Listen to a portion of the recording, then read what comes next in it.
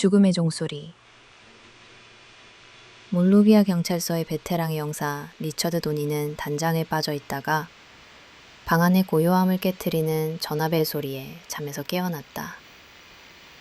가로등 불빛이 창문을 통해 희미하게 들어왔고 시계는 새벽 3시를 가리키고 있었다. 이것은 평범한 전화가 아니었다. 한밤중에 걸려오는 전화는 늘 불길한 징조를 품고 있었고 20년 경력의 도니는 그것을 너무나 잘 알고 있었다. 수화기 너머로 한 남자의 다급하고 흐느끼는 목소리가 들려왔다. 경찰이 필요해요. 제 여자친구가 숨을 쉬지 않아요. 도니는 침대에서 벌떡 일어났다. 직업적 감각은 이것이 단순한 죽음이 아님을 말해주고 있었다. 브라이언 랜돈이라는 남자의 목소리는 당황한 것 같았지만 동시에 이해할 수 없는 차가움이 느껴졌다. 도니는 침착하게 주소를 물었고 손은 재빨리 자켓을 움켜쥐었다. 숨이 가빠졌지만 그는 침착해야 한다는 것을 알았다. 매 순간이 중요했다. 도니의 순찰차는 텅 빈 방거리를 질주했다. 희미한 가로등 불빛이 나무에 비치며 기괴한 그림자를 만들었다. 아파트 단지에 도착했을 때 건장하고 잘생긴 한 남자가 문 앞에 당혹스러운 표정으로 서 있었다. 그의 눈은 텅 비어 있었고 고통이나 상실감은 전혀 느껴지지 않았다. 안으로 들어서자 도니는 마치 다른 세상에 온 것 같은 기분을 느꼈다. 비릿한 피냄새와 소독약 냄새가 뒤섞여 역겹고 불쾌한 냄새를 풍겼다. 거실은 이상할 정도로 깔끔했지만 도니의 발소리는 유령처럼 울려 퍼졌다. 침실로 들어섰을 때 그의 심장은 멎는 것 같았다. 방은 마치 전쟁터와 같았다. 벽에는 피 웅덩이가 낭자했고 옷장문은 부서져 있었다. 한 줌의 여성 머리카락이 바닥에 조용히 놓여 있었고 그것은 마치 싸움에 침묵하는 증거 같았다. 도니는 소파에 앉아 무릎을 끌어안고 고개를 숙이고 있는 브라이언 랜돈을 차갑게 바라보았다. 무슨 일이 있었나요? 도니가 물었다. 브라이언 랜돈은 대답하지 않고 이해할 수 없다는 듯 고개를 흔들 뿐이었다. 도니는 희미한 불빛이 새어나오는 욕실로 다가갔다. 그가 문을 열자 끔찍한 광경이 그의 눈에 들어왔다. 한 여성이 알몸으로 바닥에 누워 있었고 그녀의 몸은 온통 멍과 긁힌 상처 그리고 부상으로 가득했다. 그녀의 눈은 멍하니 천장을 바라보고 있었다. 도니는 자신이 잔혹한 범죄의 첫 번째 증거를 찾았다는 것을 알았다. 그녀의 이름은 펠리시아 탕. 모델 이토록 냉담한 태도를 보이는 것일까? 도니는 속으로 되뇌었다. 이것은 자살 사건이 아니다. 이것은 살인 사건이다. 영익고 이자의 아파트. 도니가 아파트 문을 열고 들어서는 순간 그는 단순히 범죄 현장에 들어서는 것이 아니라 한 남자의 기이한 심리 속으로 발을 들이는 것임을 직감했다. 브라이언 랜돈은 거실 소파에 웅크리고 앉아 있었다. 그의 거대한 체구는 무릎을 끌어안고 고개를 숙인 자세 속에서 오히려 왜소해 보였다. 그는 미동도 없었고 얼굴은 보이지 않았지만 그에게서 뿜어져 나오는 극도의 차가움이 도니의 등골을 오싹하게 만들었다. 슬픔이나 충격의 흔적은커녕 그저 텅 비어있는 듯한 정적이 감돌았다. 마치 영혼이 빠져나간 허수아비 같았다.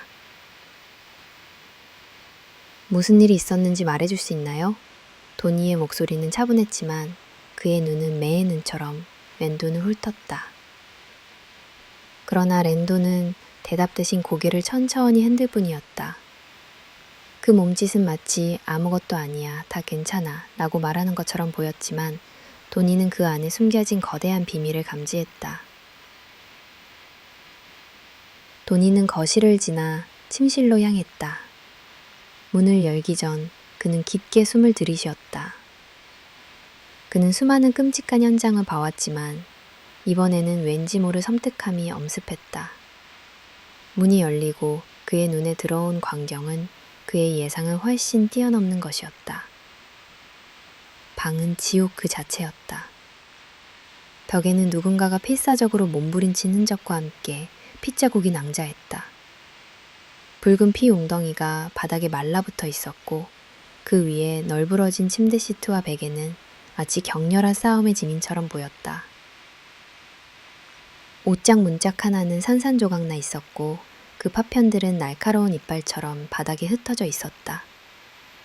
벽장 안쪽 벽에도 선명한 핏자국과 함께 누군가의 손톱 자국이 깊게 파여 있었다. 마치 공포에 질린 희생자가 탈출을 위해 발버둥친 흔적 같았다. 가장 소름 끼치는 것은 핏자국이 희미하게 남아있는 바닥 한가운데에 놓여있는 한 줌의 머리카락이었다.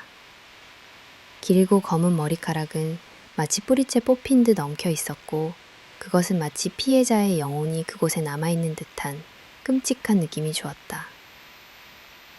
도니는 침실을 둘러보며 모든 것을 머릿속에 각인시켰다. 이 방은 단순한 싸움터가 아니었다. 이곳은 한 인간의 절규와 고통, 그리고 공포가 응축된 공간이었다. 누군가는 이곳에서 필사적으로 삶을 위해 싸웠고 또 다른 누군가는 그 삶을 빼앗기 위해 잔인하게 굴었다. 도니는 다시 랜돈에게로 돌아갔다. 그의 목소리는 명령조로 바뀌었다. 랜돈은 그제야 고개를 들었다. 그의 눈은 텅 비어 있었지만 그 깊은 곳에는 차가운 삼광이 스쳐 지나갔다. 마치 지금껏 굳게 닫혔던 문이 잠시 열린 것 같았다.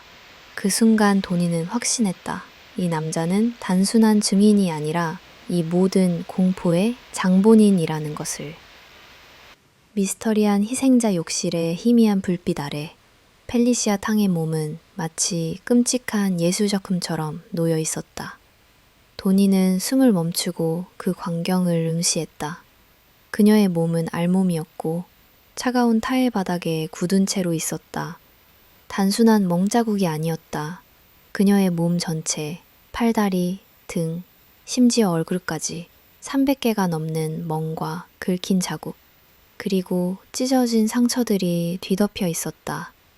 어떤 멍은 검푸른 색이었고 어떤 것은 붉게 부어올라 있었으며 어떤 것은 아직도 피가 흐르고 있었다. 마치 수백 개의 채찍질을 당한 것처럼 혹은 수많은 날카로운 칼날에 난자당한 것처럼 보였다. 도니는 고개를 숙여 그녀의 얼굴을 자세히 들여다보았다. 그녀의 눈은 텅 비어 있었고 동공은 이미 확장되어 있었다. 그녀의 입술은 터져 있었고 이빨 자국이 선명하게 남아 있었다.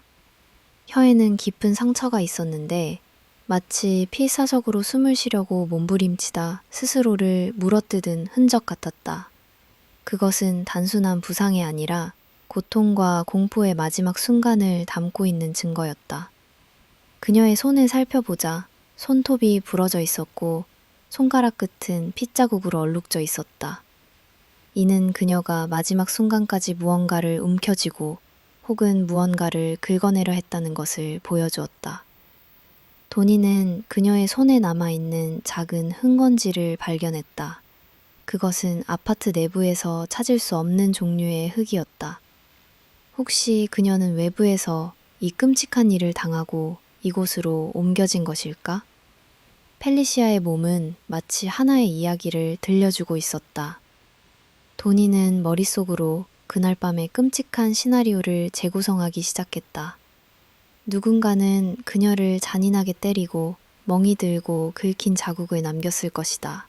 그녀는 필사적으로 저항하고 소리치고 발버둥 쳤을 것이다. 그녀의 몸에 남겨진 모든 상처들은 그녀의 마지막 순간의 고통을 생생하게 증언하고 있었다. 누군가 이 여자를 아주 잔인하게 때렸습니다. 도니는 현장에 도착한 다른 경찰관에게 차가운 목소리로 말했다. 그의 목소리에는 분노와 함께 알 수 없는 슬픔이 담겨 있었다. 도니는 페니시아의 시신을 자세히 살펴보며 그녀의 과거를 떠올렸다. 그녀는 싱가포르 출신의 이민자였고 할리우드의 반제 작품을 품고 미국으로 건너온 모델이었다. 러시 아워 2와 분노의 질주 같은 유명 영화에도 잠깐 출연했지만 결국 그녀는 포르노 배우와 성인 모델의 길을 택했다. 화려한 스포트라이트 뒤에 숨겨진 그녀의 어두운 이면이 비극적인 죽음을 맞이한 것일까? 도니는 페니시아의 과거와 현재, 그리고 브라이언 앤돈이라는 미스터리한 남자 사이의 연결고리를 찾기 시작했다. 과연 이 죽음은 그녀의 과거와 관련이 있는가? 아니면 단순한 우연인가? 펠리시아 탕의 몸에 남겨진 수많은 흔적들은 그녀의 마지막 순간의 공포를 고스란히 담고 있었고, 도니는 그 흔적들을 통해 진실의 퍼즐을 맞춰나가야 했다. 디시 어둠의 과거. 펠리시아 탕의 죽음은 단순한 살인사건이 아니라 할리우드의 화려한 조명 뒤에 숨겨진 어두운 세계의 비극적인 단면을 드러내는 것이었다. 도니는 펠리시아의 과거를 파헤치기 시작했다. 그녀는 싱가포르에서 태어나 13살에 미국으로 건너온 이민자였다. 19살에 비키니 모델로 경력을 시작했고 곧바로 할리우드의 꿈을 쫓았다. 러시 아워 2와 분노의 질주에 단역으로 출연했을 때 그녀는 희망에 부풀었을 것이다. 하지만 할리우드의 냉혹한 현실은 그녀의 꿈을 짓밟았고 결국 그녀는 포르노 배우와 성인 화보 모델의 길로 들어섰다. 도니는 펠리시아의 지인들을 찾아다녔다. 그녀는 겉으로는 성공한 것처럼 보였지만 내면은 불안정하고 외로웠다. 한때 그녀와 함께 일했던 한 포토그래퍼는 펠리시아는 항상 뭔가에 쫓기는 것 같았다. 그녀의 눈에는 늘 공허함이 있었지 라고 말했다. 그녀의 전 남편은 그녀가 마약에 손을 댔고 관계가 파국을 맞았다고 증언했다. 펠리시아의 삶은 마치 거친 파도에 휩쓸린 작은 배와 같았다. 그리고 2009년 4월 라스베이거스에서 그녀는 브라이언 랜돈을 만났다. 랜돈은 47세의 판매원이자 선교사였지만 2000년 미국에서 가장 섹시한 독신남 대회에 참가할 정도로 매력적인 외모와 자신감을 가졌다. 랜돈의 화려한 이미지에 펠리시아는 순식간에 매료되었다. 두 사람은 만난 지 이틀 만에 데이트를 시작했고 불과 2달 만에 펠리시아는 로스앤젤레스 외곽에 있는 랜돈의 아파트로 이사했다. 도니는 펠리시아의 과거와 랜돈의 존재 사이에 기묘한 연결고리를 발견했다. 랜돈은 겉으로 보기엔 신실한 선교사이자 성공한 사업가였지만 도니의 직감은 그가 숨겨진 어두운 면을 가지고 있다고 속삭였다. 미국에서 가장 섹시한 독신남이라는 타이틀 뒤에 숨겨진 잔인한 본성, 포르노 배우라는 어두운 과거를 가진 여자와 신실한 선교사를 자처하는 남자의 만남. 그것은 결코 우연이 아니었다. 도니는 랜돈이 펠리시아의 약점을 이용했거나 혹은 그녀의 과거가 그들의 관계를 파국으로 이끌었을 것이라고 추측했다. 도니는 랜돈의 과거를 더 깊이 파고들기로 결심했다. 그는 랜돈의 가족과 친구들을 만나 그에 대해 물었다. 모두들 그를 칭찬했지만 도니는 그들의 말에서 미묘한 균열을 발견했다. 그의 아버지는 랜돈이 어릴 적부터 매우 통제적이고 폭력적인 성향을 보였다고 언급했다. 그의 전 여자친구들은 그가 여자들을 물건처럼 취급하고 자신이 통제할 수 없을 때는 극도로 분노했다고 증언했다. 이 모든 퍼즐 조각들이 모여 하나의 끔찍한 그림을 그리기 시작했다. 랜돈은 겉으로는 완벽한 남자로 보이지만 내면에는 폭력과 통제 욕구로 가득 찬 괴물이었다. 그리고 펠리시아, 불안정하고 사랑에 굶주렸던 그녀는 그 괴물의 완벽한 희생양이었다. 그녀의 꿈은 할리우드의 빛나는 별이 되는 것이었지만 그녀의 여정은 결국 어둠 속에서 가장 잔혹한 방식으로 끝이 났다. 용의자의 진술. 브라이언 랜돈은 쇠창살 뒤에 앉아 있었다. 그의 잘생긴 얼굴은 여전히 감정을 드러내지 않았지만 그의 눈은 깊은 어둠을 품고 있었다. 도니는 그의 앞에 앉아 차가운 눈빛으로 그를 꿰뚫어 보았다. 이제 당신의 이야기를 들을 시간입니다. 그날 밤 무슨 일이 있었죠? 낸도는 한숨을 쉬며 이야기를 시작했다. 그의 목소리는 차분하고 자신감이 넘쳤다. 그는 마치 자신이 피해자라도 되는 것처럼 비극적인 운명에 갇힌 것처럼 자신을 묘사했다. 펠리시아는 정말 아름다운 영혼을 가진 여자였어요. 하지만 그녀의 과거는 그녀를 쫓아다니고 있었죠. 그는 펠리시아가 과거의 상처에서 벗어나지 못했고 그 상처를 치유하기 위해 마약에 의존했다고 말했다. 그 중에서도 특히 GHB라는 약물에 중독되어 있었다고 주장했다.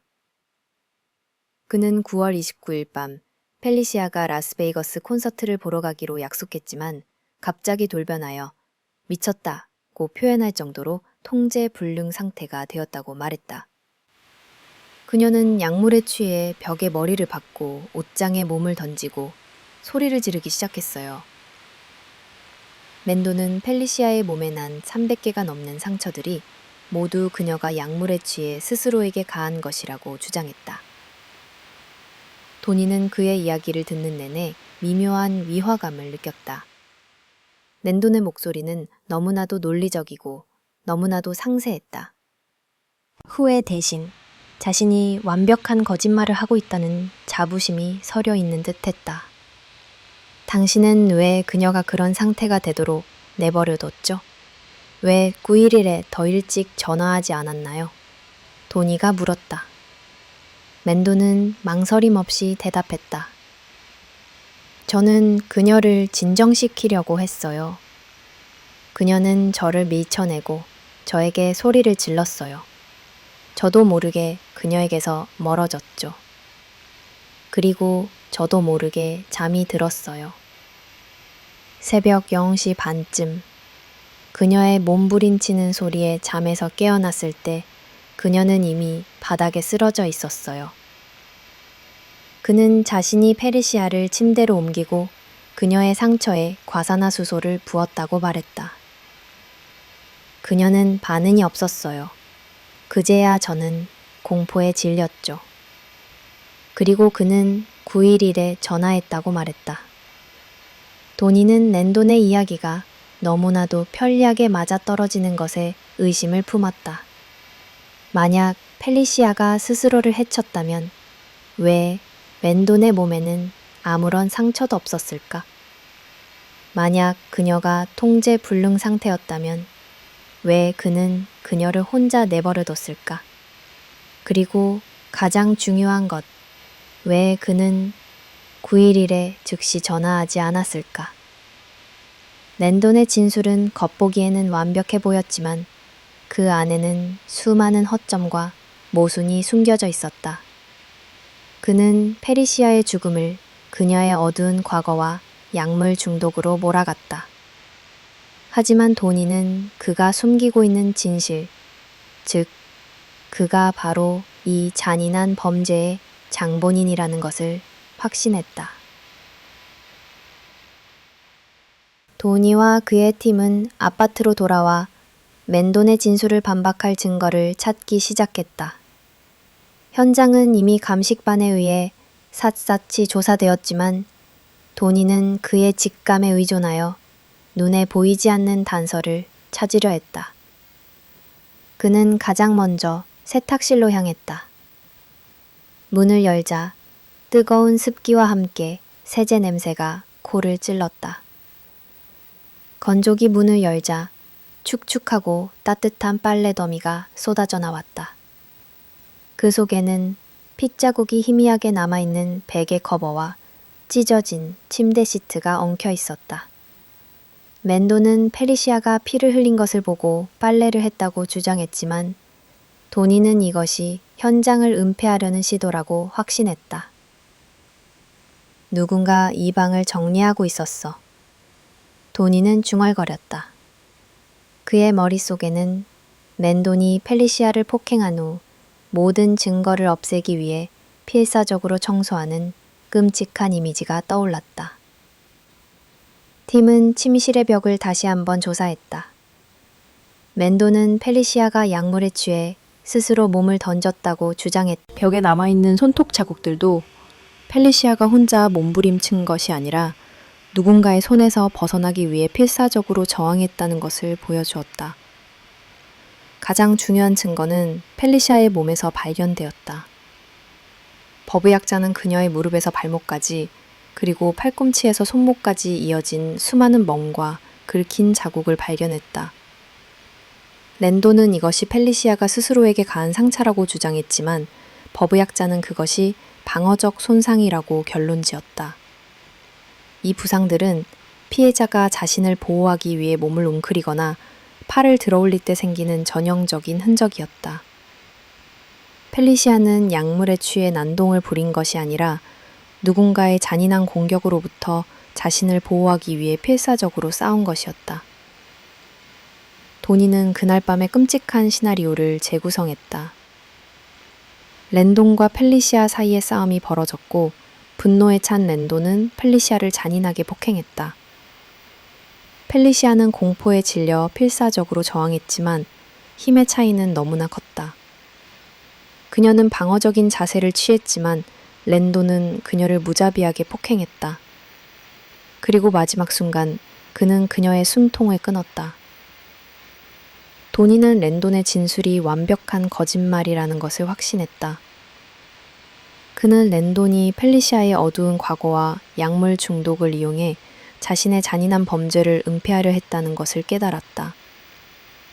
랜돈은 자신의 손에 피를 묻혔지만 그의 표정과 진술은 너무나도 냉정하고 계산적이었다. 그는 겉으로 보이는 선교사의 이미지 뒤에 숨겨진 자신의 욕망을 위해 타인의 생명을 앗아가는 차가운 살인자였다. 도니는 반드시 그를 법의 심판대에 세우겠다고 다짐했다. 사락자는 차분하고 건조한 목소리로 증언했지만 그의 말은 법정 전체를 얼어붙게 만들었다.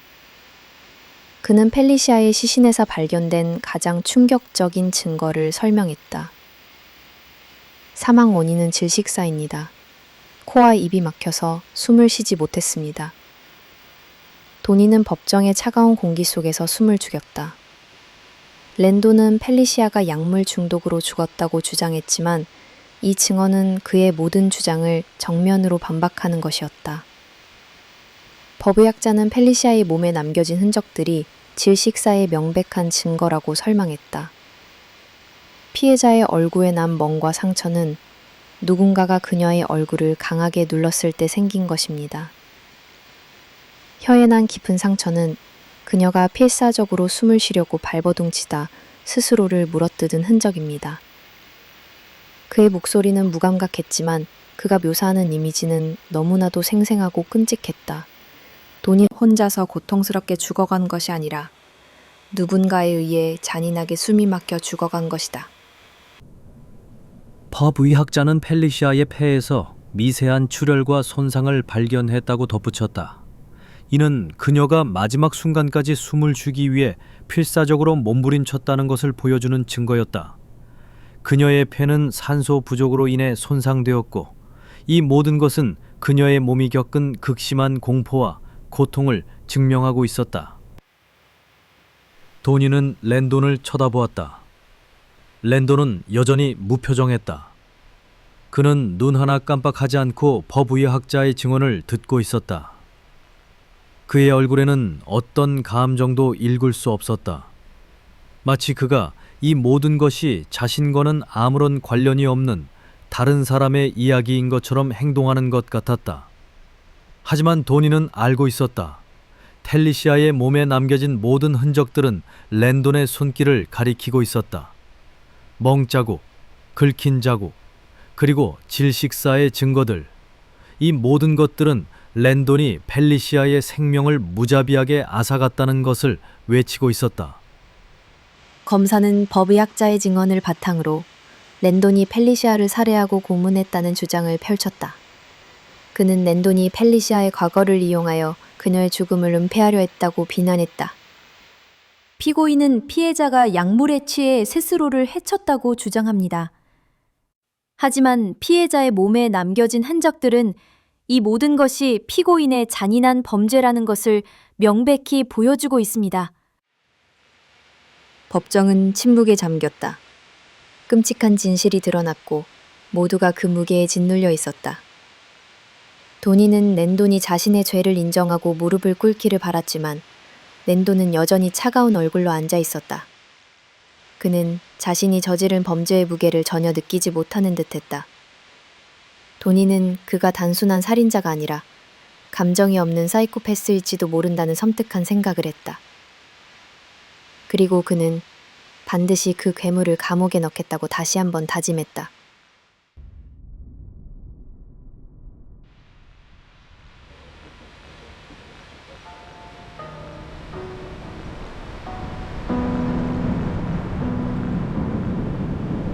법정은 팽팽한 긴장감으로 가득 찼다. 검사가 랜돈의 유죄를 증명하는 증거들을 하나씩 제시할 때마다 방청객들은 웅성거렸고 펠리시아의 가족들은 눈물을 흘렸다. 그러나 변호사 마크 오버랜드는 흔들림 없는 얼굴로 반격을 준비했다. 그는 증인석에 전문가들을 세우며 랜돈의 결백을 주장하는 새로운 시나리오를 펼쳤다. 첫 번째 증인은 GHB 약물 전문가인 트린카 포라타였다.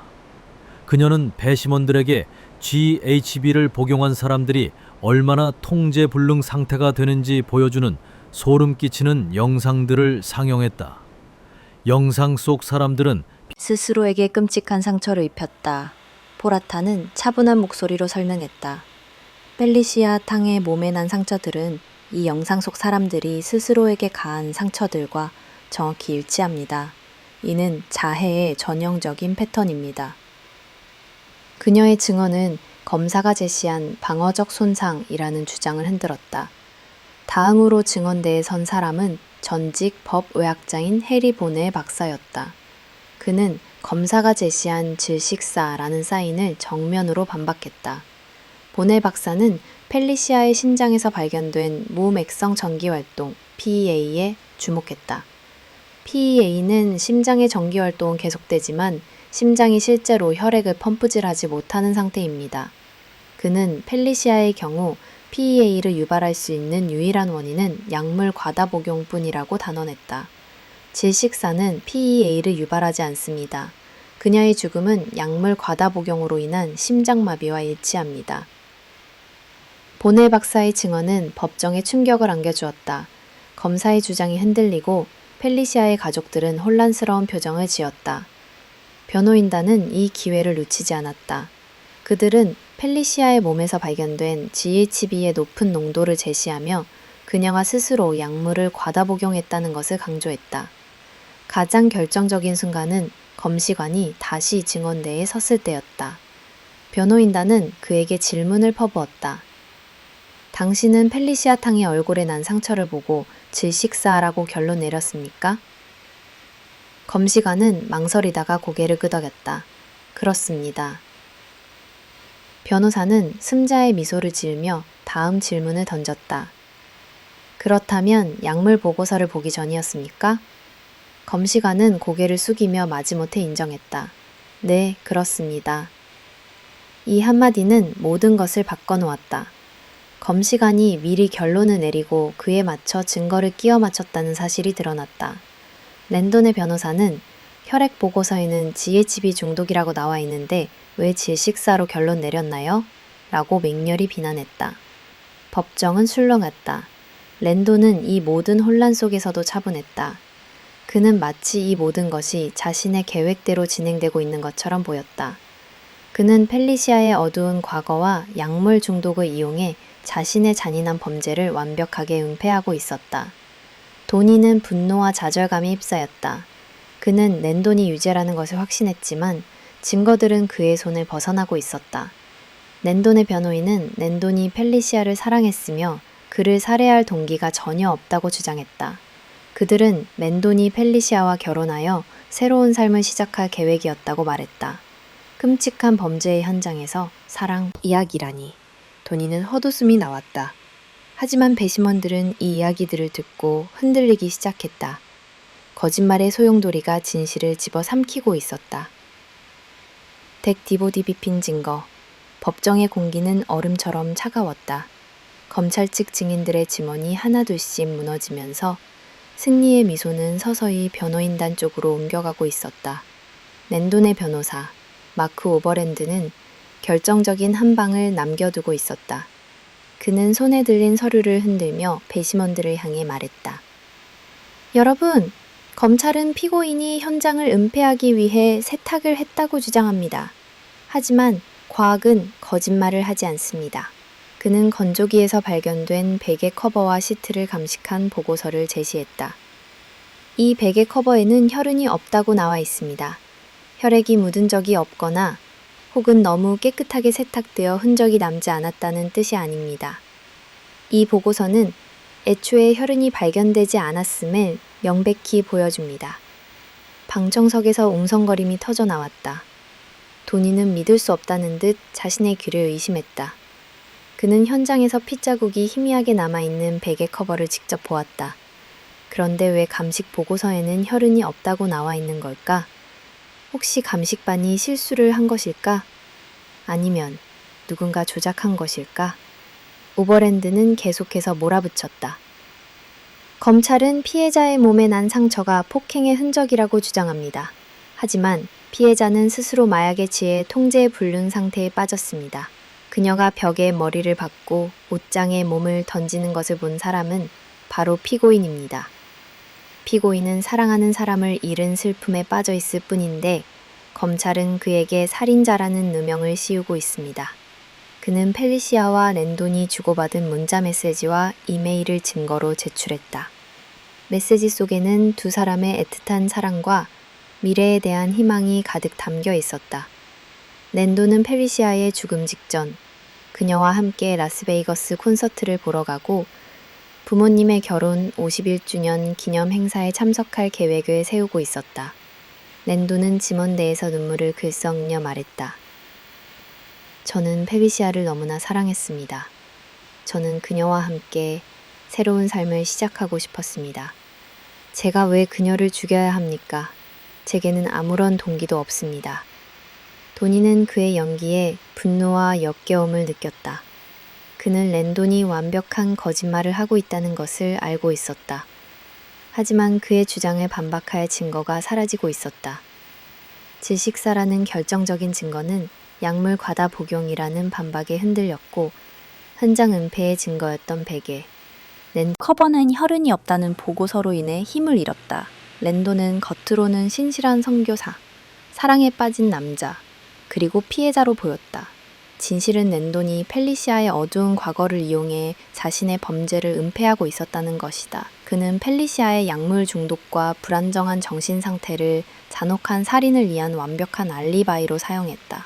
그는 펠리시아를 고문하고 살해한 후 현장을 정리하고 마치 아무 일도 없었던 것처럼 행동했다. 그리고 그는 법정에서 자신의 죄를 부인하며 눈물 연기를 펼쳤다. 도니는 허탈감에 휩싸였다. 랜돈은 모든 것을 계산했다. 그는 자신이 결백하다는 것을 증명하기 위해 과학적 증거와 감정적인 호소를 교묘하게 섞었다. 그는 겉보기에는 완벽한 퍼즐을 만들어냈고 도니는 그 퍼즐을 깨뜨릴 방법을 찾을 수 없었다. 이 잔인한 게임에서 랜돈은 이미 승리하고 있었다. 장남의 무덤, 법정의 침묵은 숨막혔다. 배심원단이 퇴장하고 모든 이들의 시선은 랜돈에게 고정되었다. 그는 여전히 차분했다. 그의 얼굴에는 불안함이나 두려움 대신 차가운 자신감이 서려 있었다. 마치 그가 이 모든 드라마의 결과를 이미 알고 있는 것처럼 보였다. 도니는 랜돈을 노려보며 그의 눈에서 진실을 읽으려 했다. 그러나 랜돈의 눈은 깊은 우물처럼 텅 비어 있었다. 그곳에는 오직 차가운 계산과 교활함만이 존재했다. 몇 시간 후 배심원단이 다시 법정으로 들어왔다. 그들의 얼굴에는 복잡한 표정이 교차했다. 그들은 며칠 동안 제출된 증거와 증언을 검토하며 진실과 거짓 사이에서 고뇌했을 것이다. 모든 이들이 숨을 죽였다. 이 한순간이 펠리시아의 죽음, 랜돈의 운명, 그리고 사법체계의 정의를 결정할 것이었다. 배심원장은 자리에서 일어나 조용히 말했다. 배심원단은 피고인 브라이언 랜돈이 살인죄와 고문죄에 대해 무죄라고 판결했습니다. 그 순간 법정은 혼란에 빠졌다. 펠리시아의 가족들은 오열했고 그녀의 친구들은 절망적인 비명을 질렀다. 검사는 허탈한 표정으로 서류를 움켜쥐었다. 도니는 충격에 휩싸였다. 그는 20년의 경력 동안 수많은 사건을 해결했지만 이토록 명백한 유죄가 무죄로 뒤바뀌는 것을 본 적이 없었다. 낸도는 승자의 미소를 지으며 변호사와 악수를 나누었다. 그는 마치 위대한 연극의 주인공이라도 된 것처럼 카메라를 향해 자신감 넘치는 표정을 지었다. 무죄 판결 후 도니는 낸돈을 찾아갔다. 당신이 그녀를 죽였다는 것을 압니다. 그리고 당신은 당신의 잔인한 범죄를 그녀의 약점 뒤에 숨겼습니다. 도니의 목소리에는 분노와 좌절이 뒤섞여 있었다. 낸도는 냉소적으로 웃었다. 이봐요, 형사님. 법은 저를 무죄라고 했습니다. 저에게는 동기가 없었고 증거도 없었습니다. 그녀는 스스로를 파멸로 몰아갔을 뿐입니다. 이것이 진실입니다. 그의 목소리는 차분했지만 그 안에는 끔찍한 승리감이 담겨 있었다. 랜도는 펠리시아의 약물 중독과 불안정한 정신 상태를 완벽한 알리바이로 사용했다. 그는 그녀의 어두운 과거를 이용하여 자신의 잔혹한 범죄를 합법적으로 위장했다. 그는 현장을 치밀하게 정리했고 자신의 알리바이를 뒷받침할 거짓말들을 만들어냈다. 그리고 법정에서는 감정에 호소하는 연기로 배심원들을 속였다. 그는 법의 허점을 정확하게 꿰뚫고 있었고 그 허점을 이용해 완전 범죄를 저질렀다. 랜도는 이제 자유의 몸이었다.